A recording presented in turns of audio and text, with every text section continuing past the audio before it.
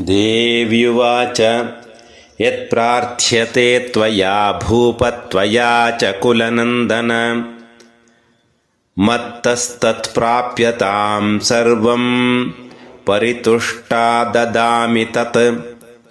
मार्कण्डेय उवाच ततो वव्रे नृपो राज्यमविभ्रंशन्यजन्मनि अत्रैव च निजं राज्यं हतशत्रुबलं बलात्।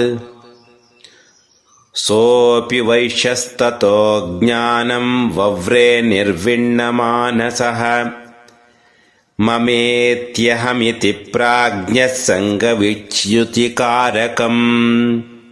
देव्युवाच स्वल्पैरहोभिर्नृपते स्वं राज्यं प्राप्स्यसे भवान् हत्वा रिपून् स्खलितं तव तत्र भविष्यति। मृतश्च भूयः सम्प्राप्य जन्मदेवाद्विवस्वतः सावर्णिको नाम मनुर्भवान् भुवि भविष्यति। वैश्यवर्यत्वया यश्च वरोऽस्मत्तोऽभिवाञ्छितः तं प्रयच्छामि संसिद्ध्यै तव ज्ञानं भविष्यति। मार्कण्डेय उवाच इति दत्त्वा तयोर्देवी यथाभिलषितं वरम् बभूवान्तर्हिता सद्यो भक्त्या ताभ्यामभिष्टुताम्।